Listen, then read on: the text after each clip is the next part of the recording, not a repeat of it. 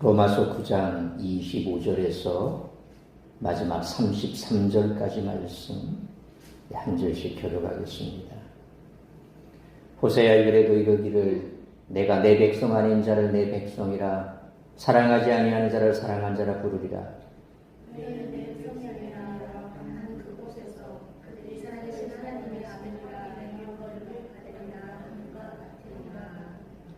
또 이사야가 이스라엘에 관하여 외치되 이스라엘 자손들의 수가 비록 바다의 모래 같을지라도 남은 자만 구원을 받으리니 주께서 땅 위에서 그 말씀을 이루고 속히 행하시리라 하셨느니라. 또한 이사야가 미리 말한 바 만일 만군의 주께서 우리에게 씨를 남겨두지 아니하셨더라면 우리가 소돔과 같이 되고 고모라와 같으리로다 함과 같으니라. 그런지 우리가 무슨 말을 하리요. 이를 따르지 않은 이만 영들이 의를 얻었으니 곧 믿음에서 난 의요. 의의 법을 따라간 이스라엘은 율법에 이르지 못하였으니 어찌 그러하냐. 이는 그의 믿음을 의지하지 않고 행위를 의지하니라. 부딪힐 돌에 부딪혔느니라. 33절 같이 읽습니다. 기록된 바 보라 내가 걸린 돌과 거치는 바위를 시온에 두노니 그를 믿는 자는 부끄러움을 당하지 아니하리라 함과 같으니라. 아멘. 기도하겠습니다. 살아계신 아버지 하나님 은혜와 사랑을 감사합니다. 오늘 하루 종일 또 우리의 삶을 지켜주시고 우리의 삶의 터전에서 애쓰고 수고한 후 정한 시간 주님 앞에 나와 예배케 하시니 감사합니다. 이 시간에도 주의 말씀 앞에 머리 숙인 사랑하는 제 백성들 저들의 삶을 주께서 붙드시고 나를 힘들게 하고 고통스럽게 하고 해결되지 않은 문제로 인하여 내 마음이 짓눌린다 할지라도 이 시간 말씀 앞에 섰으니 말씀 앞에 우리의 삶을 내려놓게 하여 주옵시고 나를 구원하신 그 은혜 세상에 많고 많은 사람들 가운데 택하신 그 은혜 구원의 은혜에 감사하며 내 남은 생애가 하나님께서 나를 통하여 이루고자 하는 뜻이 무엇인지 그 뜻을 이루어드리기로 결단하는 복된 시간 될 수 있도록 은총 내려 주옵소서. 가정마다 다급한 소식 오가지 않게 하시고 또한 이 시간 어떤 한 곳에 마음 빼앗기지 않도록 우리의 마음과 생각을 주장하여 주옵소서. 이 모든 말씀 우리 주 예수 그리스도의 이름으로 기도하옵나이다. 아멘. 오늘 본문 25절로 29절은 우리가 앞에 살펴보았던 대로 6절부터 시작되는 6절로 29절 그 내용에 포함되는 내용이고 또 뒤에 살펴볼 30절로 33절까지 말씀은 9장 30절부터 10장 21절 내용에 포함된다고 할 수 있습니다. 바울은 긍휼의 그릇으로 부름을 받은 우리 중에도 유대인뿐만 아니라 이방인도 포함되어 있다라고 24절에서 말씀을 했습니다. 여기에 새로운 요소 두 가지가 등장합니다. 하나는 이스라엘의 범위가 이스라엘 민족 안에서는 유대 그리스도인들로 축소되었고 다른 하나는 이방 그리스도인들로 확장되었다는 것입니다. 오늘 본문 25절로 26절에는 후자 곧 이방인 그리스도인들로 확장되었다라는 것에 대한 설명이고 27절로 29절은 전자 곧 이스라엘 민족 안에 유대 그리스도인들로 축소되었다라는 것에 대한 설명입니다. 하나님의 말씀은 폐지되지 않습니다. 하나님의 선한 의도, 선한 계획, 선한 말씀, 선한 약속, 선한 언약은 결코 폐지되지 않습니다. 하나님이 먼저 폐지하지 않으시는 것은 물론이고 설령 사람이 먼저 폐지하더라도 하나님은 끝까지 유지하십니다.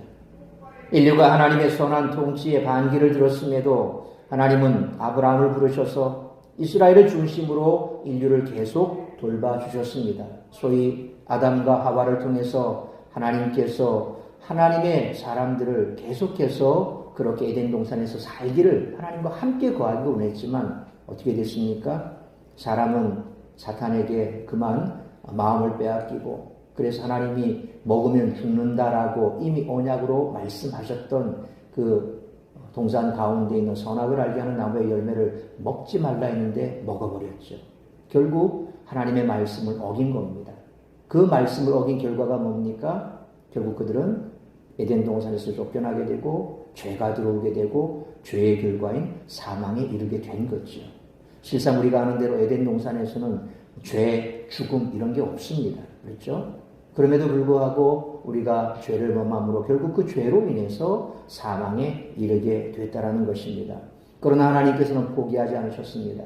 창세기 3장 15절에 언약을 주셨고 그리고 인간이 죄를 범한 그 이후에도 하나님께서는 그들을 불쌍히 여기셔서 그들에게 가죽옷을 지어 입혔다라고 말씀을 하지 않습니까? 가죽옷이 뭡니까? 짐승을 잡아야 나오는 겁니다. 결국 그들의 부끄러움, 수치스러운 것을 그들이 나뭇잎으로 가렸는데 하나님께서는 그게 아닌 짐승을 잡아서 그 피로 그들의 부끄러움을 가리셨다. 소위 십자가의 보혈로 우리의 그 죄악을 가려주신 거죠. 우리의 죄와 허물이 덮어진 겁니다. 결국 하나님께서는 이처럼 에덴 동산에서 죄를 범한 우리를 내팽개치시고 또 우리를 완전히 죽음으로 내모신 것이 아니라 끝까지 하나님께서는 지키시고 결국 또 아담과 하와가 실패한 그 아들 가운데 살인이 나타나고 그래서 결국 아벨을 죽여버리고 가인의 후손이 모든 것을 차지한 것이 아니라 다시 셋을 통해서 하나님께서는 계속해서 하나님의 사람들을 만들어 가시고 결국 그 가운데 아브라함을 부르셔서 그리고 그 아브라함을 통해서 한 민족을 또 만들어 가셨던 것을 보게 됩니다. 결국 이스라엘이 하나님의 선한 통치에 또 반기를 들어도 하나님은 남은 자들을 회복시키셔서 그들을 중심으로 이스라엘을 계속 돌봐주셨습니다. 또다시 그들이 하나님의 선한 통치에 반기를 들었을 때도 하나님은 예수 그리스도를 보내셔서 그분을 중심으로 이스라엘과 인류를 돌봐주셨습니다. 하나님은 당신의 백성이었다가 그 지위를 박탈당한 유대인들도 다시 당신의 백성으로 받아주시고 당신의 백성이 아니었던 이방인들도 새로이 당신의 백성으로 받아주십니다. 하나님은 영광을 주시려 했던 긍휼의 그릇들에게는 그대로 영광을 주시고 진노를 내리려고 했던 진노의 그릇들에게는 진노를 유예하셔서 그들이 당신께로 돌아서기를 기다리십니다. 이와 같이 하나님의 선한 말씀은 결코 폐지되지 않습니다. 그렇다고 해서 마음 놓고 우리 마음대로 살아도 된다 그런 말은 아닙니다. 우리도 마음을 다해 하나님의 선한 통치에 순종하며 살되 어쩌다가 의도치 않게 하나님의 선한 통치에 반기를 들은 수렁에 빠지게 되었더라도 이 말씀을 부여잡고 절망하지 말고 조용히 하나님의 회복의 손길을 기다릴 수 있다는 말입니다. 우리는 하나님의 선한 역사를 악용해서는 안 되지만 하나님의 선한 역사를 의심해서도 안 됩니다. 우리가 어떤 모습으로 어떤 상황에 있든지 간에 우리를 향한 하나님의 선한 뜻과 선한 역사는 결코 한순간도 멈추지 않음을 믿으시길 바랍니다. 우리가 구원에 대한 성경의 가르침을 바르게 깨닫지 못하면 이단에 손쉽게 빠질 수 있다는 겁니다. 이단들이 구원에 대한 문제를 가지고 우리를 혼란스럽게 만들기 때문에 그렇습니다.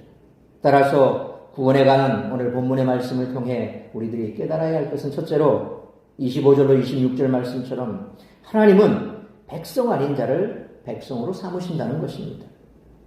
바울은 25절로 26절에서 호세아 2장 23절에 내가 나를 위하여 그를 이 땅에 심고 긍휼히 여김을 받지 못하였던 자를 긍휼히 여기며 내 백성 아니었던 자에게 향하여 이르기를 너는 내 백성이라 하리니 그들은 이르기를 주는 내 하나님이시라 하리라 하시니라 라는 말씀과 또 호세아 1장 10절에 그러나 이스라엘 자손의 수가 바닷가의 모래같이 되어서 헤아릴 수도 없고 셀 수도 없을 것이며 전에 그들에게 이르기를 너희는 내 백성이 아니란 그곳에서 그들에게 이르기를 너희는 살아계신 하나님의 아들들이라 할 것이라 라는 말씀을 인용하면서 하나님의 백성이 아닌 이방인들을 하나님의 아들이라 부르시는 하나님의 은혜를 설명하고 있습니다.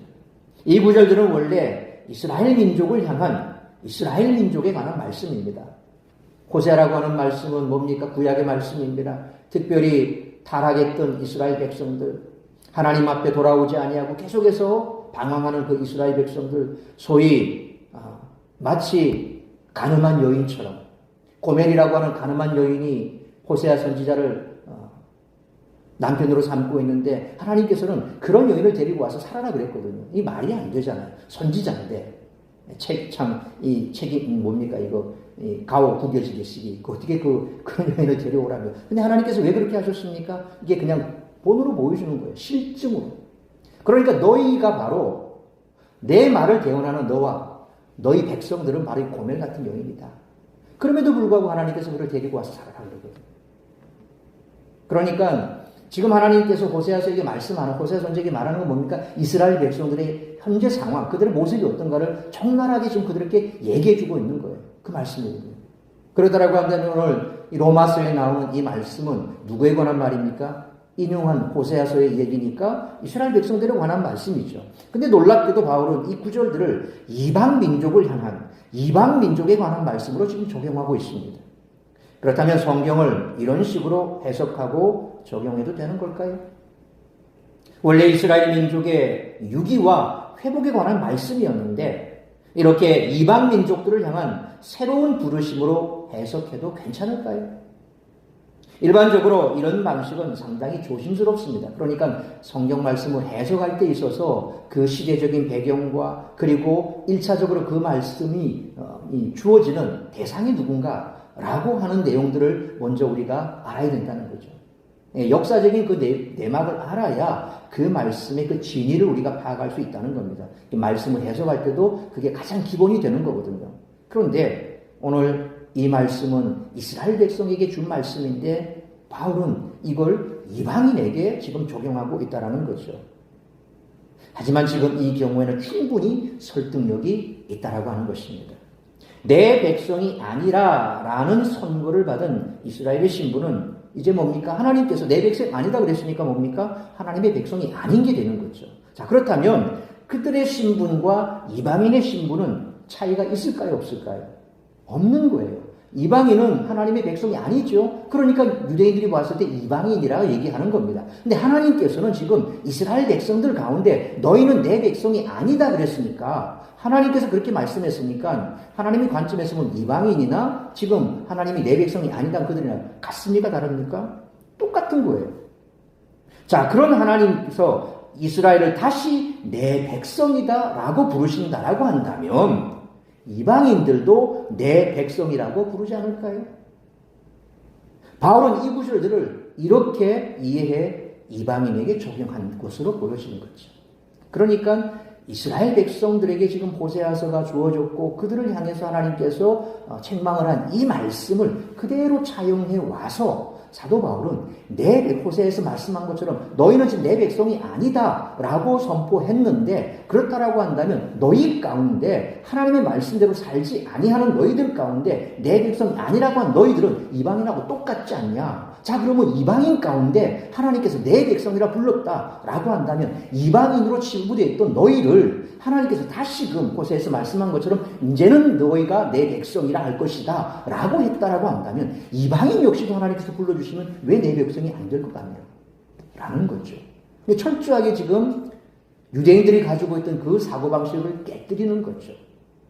소위 하나님께서 내 백성이 아니라고 한 너희도 이방인을 내 백성이 아니라고 생각했지만 하나님도 너희가 내 백성이 아니라고 했다 그러면 너희는 이방인하고 똑같은데 그런데 하나님께서 너희를 다시금 회복시켜 주셔서 소위 버렸다가 다시 데려온다는 걸 회복시켜 주시면 그 이방인 같은 너희도 내 백성이 되는데 그러면 이방인으로 이미 치고 있던 그들도 하나님께서 왜 안 불러주시겠느냐라고 얘기하는 거죠. 하나님은 이스라엘뿐만 아니라 이방인들에게도 긍휼을 베푸시고 그들을 구원의 바늘로 이끄신다는 것입니다. 이러한 사실은 유대인들에게 큰 충격을 안겨주었을 겁니다. 유대인들의 생각에는 도저히 하나님의 백성이 될 수 없는 이방인들까지 하나님을 사랑하시고 당신의 백성으로 삼으셨기 때문인 거죠. 우리가 바로 그 이방인이라는 겁니다. 유대인 입장에서 보면 자기 민족 이외는 다 이방인 아닙니까? 우리도 그 가운데 속하죠. 하나님의 백성이 될 자격이 없는데 하나님의 긍휼하신 은혜로 죄 씻음 받고 하나님의 자녀가 되었으니 이 얼마나 놀라운 사랑입니까? 그러므로 하나님의 백성이 아닌 우리가 하나님의 백성이 되는 이 큰 사랑을 받았으므로 아직도 주의 사랑을 모르는 자들에게 그리스도의 복음을 전해 그들도 하나님의 자녀가 될 수 있도록 힘쓰는 우리 모두가 되시기를 축원합니다. 두 번째로 27절로 29절 말씀처럼 남은 자만 구원을 받는다는 것입니다. 바울은 27절로 28절 말씀처럼 이스라엘의 일부만이 구원을 받을 것이라는 이사야 10장 22절로 23절 그리고 이사야 1장 9절의 예언을 인용하고 있습니다. 이사야의 예언은 역사 가운데 그대로 성취되었습니다. 대부분의 이스라엘 민족은 하나님을 버리고 가나안의 우상들을 숭배를 당했기 때문에 우상 숭배를 했기 때문에 뭐했습니까? 멸망당한 겁니다. 720여 년에 북이스라엘이 먼저 멸망했습니다. 그리고 586년에 남유다가 바벨론에 멸망당합니다. 아수르에 의해서 먼저 북이스라엘이 날아가 버렸고 이제 남유다만들도 예레미야 선지자가 이야기한 대로 이사야 선지자가 이야기한 대로 하나님께로 결코 돌아오지 않았기에 결국 그들은 예언 약속대로 그냥 다 멸망하고 말았죠. 그러나 끝까지 하나님께 충성한 자들, 곧 남아있는 자들은 구원을 받았다는 겁니다. 근데 이사야가 말하는 바로 그거죠. 남은 자들. 그 남은 자들은 멸망치 않고 구원을 얻게 되는 겁니다. 요점은 모든 이스라엘이 아니라 남은 자들만 구원을 받았다라는 것입니다. 이는 당연한 말일 수도 있고 또 어떻게 보면 충격적인 말일 수도 있습니다. 다윗과 솔로몬의 때 번성했던 이스라엘은 아수르와 바벨론에게 멸망당하는데 이때 일부가 살아남게 되었다는 것을 우리가 잘 알고 있습니다. 그런 일이 어떻게 가능할까요? 하나님이 남겨주셨기 때문에 그렇습니다. 그래서 바울은 29절 말씀처럼 하나님이 이렇게 씨를 남겨두지 않으셨다면 이스라엘이 소돔과 고모라처럼 이 세상에서 완전히 멸절했을 것이라 그렇게 말합니다. 그러니까 에스겔이 봤던 것처럼 이스라엘 백성들이 이제 그들이 본토 땅에서 다 포로로 잡혀가서 그곳에서 살아갈 때 이제 우리는 망했다. 아무것도 남은 게 없다. 하나님이 우리를 버렸다. 하나님은 없다. 뭐 이런 식으로 하나님에 대해서 얘기를 할 때 그때 에스겔 선지자는 환상을 보지 않습니까? 환상 중에 보니까 예루살렘 성에서 영광이 떠나가더라는 겁니다. 그게 뭡니까? 이스라엘 백성들이 지금 하나님을 떠났기 때문에 그들의 영광은 이제 거기 없는 거예요. 예루살렘 성이 하나님 계신 게 아니라는 겁니다. 하나님의 영광 거기에 갇혀있는 영광은 아니죠. 이스라엘 백성들이 거기에 그들이 바벨론의 포로로 끌려갔지만 그럼에도 불구하고 하나님 그들과 함께 계시는 거죠. 예레미야 선지자의 얘기를 듣고 하나님께서 다시금 회복시켜 주실 거라는 말을 듣고 얼마나 감회가 새로웠겠습니까? 그럼에도 불구하고 그들 속에서는 그들이 잡혀왔기 때문에 하나님은 없다라고 하나님은 이제 더 이상 우리의 신이 아니라고 뭐 이런 얘기들도 해가면서 그렇게 하나님에 대해서 아무것도 남지도 않은 그들 그러나 하나님은 여전히 그들의 하나님이셨고 그들을 왜 그쪽으로 그래도 심어놨습니까? 그러면서 너희는 거기에서 70년의 사기까지 자식들의 자식들을 보고 집을 짓고 논밭을 가꾸고 살아라. 뭡니까? 돌아오게 하겠다. 때가 차면 돌아오게 하겠다. 하나님의 계획이었던 거죠. 바로 그 남은 자들이 스룹바벨과 그리고 그들을 통해서 다시 들어와서 거기에서 성벽을 재건하고 그리고 성전을 약소하지만 성전을 짓고 하나님이 세워주시잖아요. 그러니까 그렇게 하나님께서 남겨두신 자들을 통해서 멸절시키지 않고 남겨두신 자들을 통해서 다시 한번 하나님은 그들의 하나님이 되신다는 것을 보여주는 겁니다. 결국 모든 이스라엘이 다 이스라엘이 아니라 남은 자가 바로 하나님께서 남겨놓은 자가 바로 이스라엘이다라고 하는 것을 얘기합니다. 사실 이 말씀은 주전 8세기에 선포되어 주전 6세기 성취되는 거죠.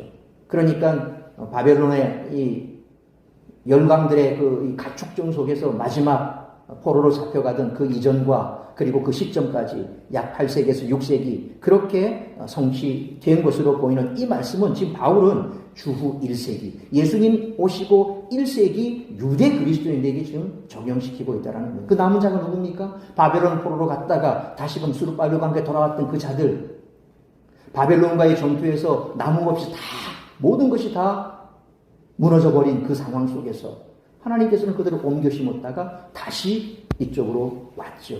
바로 주 1세기 사도 바울이 봤을 때 바로 하나님께서 그 남겨둔 자가 바로 유대 그리스도인이라는 겁니다. 너희들 유대인들 이스라엘 전체가 다 이스라엘이 아니라 하나님께서 내 백성이라고 선택한 그 사람 바로 그는 누굽니까? 오늘 여기에 남겨둔 자들 예수 그리스도를 통해서 구원받은 자들 유대 안에 있는 예수 믿는 자들 바로 그 자들이 하나님께서 남겨놓은 자들이다 라고 적용을 시키는 겁니다. 하나님은 이스라엘 중에 남겨놓은 자들, 곧 유대 그리스도인들을 구원하신다는 겁니다. 그러니까 명목상의 이스라엘이라고 다 구원받는 것이 아니라 하나님께서 내 백성이 아니다라고 한 자는 이미 이방인과 똑같은 자들인데, 그러나 하나님께서는 그들도 다시 하나님의 백성으로 하나님께서는 불러주셔서 하나님의 백성을 삼으실 것이요, 이방인 역시 마찬가지고 너희들 가운데 바로 역시 바벨론 포로로 갔던 자들 다 하나님께서 남겨두었기 때문에 다시금 이 땅에 심었는데, 그 남겨둔 자가 오늘날 예수 그리스도에서 구원받은 그들이다. 너희들 가운데 예수 믿는 바로 그들이 하나님이 남겨두신 자들이다 라는 거죠. 9장 6절로 29절까지 내용을 정리하자면 이렇게 되는 겁니다. 우리가 앞에 살펴봤던 7절로 9절까지의 아브라함의 경우를 보면 이스마엘은 제외되고 이삭만이 포함된다. 하나님께서는 이스마엘과 이삭 가운데 이스마엘은 제외시켜버렸습니다. 이삭만이 아브라함을 통해서, 이스마엘은 누구를 통해서 났습니까? 하갈을 통해서 나왔잖아요. 내 씨가 바로 너를 통해서 난 씨가 바로 내 유업을 받을 자다. 그게 누굽니까? 이삭이죠. 그러니까 하갈을 통해서 난 이스마엘은 아니라는 겁니다. 하나님께서는 아브라함의 경우에는 이스마엘은 아니고 이삭만을 하나님께서는 하나님의 약속의 씨로 말씀해 주신 거예요. 10절부터 13절까지의 이삭의 경우는 또 어떻습니까? 야곱과 에서는 복중에 같은 쌍둥이입니다. 한 뱃속에 있어요. 예. 그러니까 어머니 한 뱃속에 있는데 그 한 뱃속에 있던 그 아이가 누가만 선택받았습니까? 에서는 아니고 야곱만 선택받은 거예요. 하나님께서는 같은 복중에 있지만 하나님의 뜻대로 야곱을 선택하신 거죠. 14절로 18절 말씀에 출애굽 경우는 어떻습니까? 애굽 땅에 이스라엘 백성과 애굽이 같이 섞여 삽니다. 그런데 그때 하나님께서는 누구만 선택하셨어요? 이스라엘 12지파만 거기에 포함되어 있는 겁니다. 19절로 29절에 주 1세기는 어떻습니까? 이스라엘 중에 나머지는 제외되고 남은 자들만 바로 하나님의 백성으로 하나님께서 구원받은 자로 선택받는 거예요. 이와 같이 바울은 하나님의 약속, 선택, 부름, 긍휼에 근거해 이스라엘의 범위를 단계적으로 축소하면서 하나님의 말씀은 매 단계 이스라엘에게 변함없이 유효했다라고 주장을 하고 있습니다. 다시 말해서 하나님은 언제나 이스라엘에게 변함없이 신실하셨다라는 주장입니다. 따라서 바울 당시 유대인들에게도 이 원리를 동일하게 적용할 수 있습니다. 대부분의 유대인들이 예수 그리스도의 복음을 거부해 진노의 심판을 당할 것이지만 일부 남은 자들, 하나님이 남겨두신 자는 예수 그리스도를 믿고 진정한 하나님의 백성이 되었습니다. 아무리 아브라함의 혈통을 이어받았다 해도 하나님이 보존해 주시지 않으면 멸망의 길로 갈 수밖에 없다는 거죠. 그러므로 하나님께서 당신의 주권적인 은혜로 남겨두신 우리들이 예수 그리스도를 믿고 진정한 하나님의 백성이 되었으므로 우리가 누구든지 간에 은혜 아니면 살 수 없는 존재일 뿐만 아니라 우리가 항상 하나님의 은혜로만 살아야 할 존재임을 알고 구원의 은혜의 날마다 감사하며 살아가는 우리 모두가 되시기를 축원합니다. 세 번째로 30절로 33절 말씀처럼 행함이 아닌 믿음으로 구원받는다는 것입니다. 문제는 하나님의 구원이 이스라엘의 남은 자들에게만 주어지고 이스라엘의 다수는 구원 밖에 머물고 있다는 거죠. 이런 안타까운 일이 대체 왜 벌어진 것일까요? 바울은 9장 30절로 이제 10장 21절까지 그 이유를 길게 설명해 주고 있습니다. 하나님이 그들에게 신실하셔서 구원의 길로 예수 그리스도의 복음을 전해 주셨는데 그들이 하나님께 불신해 그 복음을 거부하고 이전의 율법을 고집했기 때문이라는 겁니다. 다시 말해서 누구의 잘못입니까? 그들의 잘못이라는 겁니다. 바울은 30절로 31절 말씀처럼 이방인들이 하나님과 바른 관계를 맺기를 구하지도 않았는데 믿음으로 바른 관계에 이르렀다라고 말합니다. 반면에 이스라엘은 하나님과 바른 관계를 맺기를 구했지만 실패했다라고 말합니다. 이스라엘이 믿음을 의지하지 않고 행위를 의지했기 때문이라는 거죠. 여기에서 이방인들은 예수님을 믿는 이방인들을 가리키고 이스라엘은 예수님을 믿지 않는 유대인들을 가리킨다는 것에 특히 우리는 주목해야 볼 필요가 있습니다. 바울은 이 둘을 대조하면서 이방인들도 믿었는데 이스라엘이 믿지 않았음을 확연하게 부각시키고 있습니다. 원래 이방인들은 하나님을 믿지도 않고 하나님의 뜻에 순종하지도 않았습니다. 다시 말해서 하나님 앞에서 의를 추구하지 않았던 사람들이죠. 우리가 앞에 로마서를 살펴보면서 이방인과 유대인의 차이점이 뭐냐라고 하는 것들을 다뤄봤습니다. 자, 그런데 그들이 의를 얻게 되는 놀라운 일이 일어났습니다. 이 의는 뭡니까? 믿음에서 나는 의라는 겁니다. 하나님을 알지 못하기 때문에 그들은 그것을 지키지도 않았지만 그럼에도 불구하고 그들의 본성의 빛이 그 안에 있었는데 그걸 그들은 잘 따랐고, 근데 이스라엘은 하나님께서 하나님의 뜻을 다 비춰줬음에도 불구하고 그 하나님의 의의 빛을 받지 않고 그들은 행위를 쫓아갔다는 겁니다. 그들은 예수 그리스도를 믿음으로 의롭게 된 사람들입니다. 이와 달리 이스라엘은 하나님을 믿으며 율법을 준수하려고 부단히 노력을 했습니다. 다시 말해서 그들은 의의 율법을 추구했다는 겁니다. 그런데 그런 그들이 그 의의 율법에 도달하지 못하는 어처구니 없는 일이 벌어졌다는 겁니다. 도대체 왜 이런 일이 벌어졌을까요? 그들이 32절 말씀처럼 믿음을 의지하지 않고 행위를 의지했기 때문이라는 겁니다. 바울은 믿음이 아니라 행위들로라고 하는 표현을 사용하는데 이 표현은 우리가 1장 18절로 4장 25절에까지 해서 강조한 율법의 행위가 아니라 그리스도를 믿음으로라고 하는 핵심의 도식과 대조를 이루는 거죠. 그러니까 우리가 앞에서 살펴본 것처럼 너희들이 그렇게 율법을 붙들고 살았는데 그 율법이 성공했냐? 성공하지 못했지 않냐? 그럼에도 불구하고 그에 돌이키기를 거부하고 계속해서 그것만 붙들고 살면 될 것처럼 그렇게 착각하고 있는데 하나님께서는 그 율법이 아니라 예수 그리스도, 바로 그분을 통한 의를 너희들에게 얘기했으니 너희는 그것을 거부했지. 그것을 얘기하는 거죠. 한마디로 이스라엘은 의의 율법을 추구하되 그리스도는 믿지 않고 율법 준수만 고집했기 때문에 그것에 도달하지 못했다는 말입니다. 이처럼 그들은 율법을 통해 자기 의를 세우려다 보니 믿음과 상관없이 행위에 집중했습니다. 그러다가 결국 불의하게 된 것입니다. 행함으로 의로움을 얻으려 하면 결국 실패하고 만다는 거죠. 그래서 예수님께서도 화 있을 찐저라고 말씀하기도 하고, 또 하나님의 말씀 앞에 열심으로 최선을 다해서 살았던 서기관과 바리새인들 회칠한 무덤 같다라고 그렇게 신랄하게 비판을 하시고, 또 너희들이 그렇게 자랑하는 그래서 큰 길거리에서 두 손 들고 하나님 앞에 기도하기를 좋아하는 너희 서기관과 바리새인 같은 자들, 그러나 죄인들은 고개도 들지 못하고 하나님 앞에 나는 죄인입니다, 나는 죄인입니다 라고 하는 그들의 두 모습을 비교하면서 누구를 책망합니까? 말하기를 좋아하고 그렇게 남에게 드러내기를 좋아하는 그들을 예수님께서는 책망하지 않습니까? 그들을 가리켜서 회칠한 무덤 같다라고 말씀하지 않습니까? 결국 그들이 붙들어야 할 건 붙들지 못하고 붙들 필요도 없는 것을 계속해서 붙들고 살았던 그들의 모습을 사도 바울도 오늘 지적하고 있는 겁니다. 바울은 33절에서 이사야 28장 16절 말씀을 인용하고 있습니다. 이사야 28장 16절에 그러므로 주 여호와께서 이같이 이르시되 보라 내가 한 돌을 시온에 두어 기초를 삼았노니 그 시험한 돌이요 귀하고 견고한 기초돌이라 그것을 믿는 이는 다급하게 되지 아니하리로다 라는 말씀에서 돌과 바위는 그리스도를 가리킵니다. 하나님은 그들을 구원하시려고 그들 가운데 이 돌을 주셨는데 안타깝게도 그들은 이 돌에 부딪혀 넘어지고 말았다라고 아주 재미있는 비유를 하고 있죠. 그러니까 결국 예수님을 그들은 십자가에 못 박지 않습니까? 하나님의 아들이 예수 그리스도, 우리의 구세주가 되신 예수 그리스도. 유대인들은 그들을 십자가에 못 박아버리고 말았습니다. 바로 그들의 구세주가 그들에게는 걸려 넘어지는 돌이 되어버린 거죠. 인간은 본질적으로 죄인이기 때문에 그렇습니다. 스스로의 힘으로는 절대 의로워질 수 없고 오직 하나님의 은혜로만 의로워질 수 있다고 믿는 그런 자들만이 하나님의 의를 이룰 수 있다는 겁니다.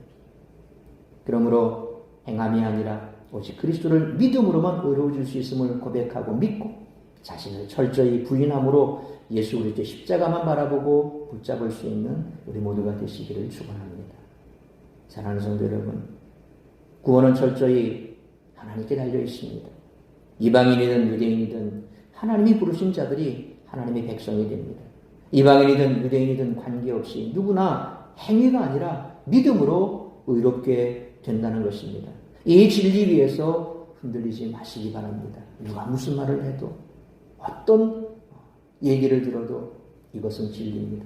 이것 말고는 없습니다. 그러므로 예수 그리스도를 믿음으로 구원받은 자는 결코 부끄러움을 당하지 않고 하나님 나라 영광을 누릴 것을 믿고 오직 예수 그리스도와 십자가만을 바라보고 붙잡을 수 있는 우리 모두가 되시기를 주님의 이름으로 축원합니다. 기도하겠습니다. 걸어가신 아버지 하나님, 은혜와 사랑을 감사합니다. 오늘도 우리가 세상 가운데서 참으로 많은 것을 의지하고 살아가는 우리의 모습을 놓고 봤을 때 진정 우리가 바라보고 붙들어야 될 대상이 무엇인지, 내 지혜도 내 능력도 그리고 내가 가지고 있는 환경도 또 내가 가지고 있는 인맥도 그 어떤 것도 아니라는 사실입니다. 오직 하나님께서 주권적으로 우리를 선택하시고 예수 그리스도 안에서 믿음으로 구원 얻게 하신 그것이 바로 우리를 향한 하나님의 말로 다 할 수 없는 은혜라는 겁니다. 그 은혜가 오늘 우리에게 임했기에 이방인인 우리들도 예수 그리스도를 믿어 하나님의 자녀가 될 수 있었고 구원의 놀라운 축복 가운데 살아갈 수 있게 된 줄 믿습니다. 오직 믿음으로 하나님께서 우리에게 주신 이 믿음으로 우리가 이 땅 가운데서 살아가기를 소망합니다.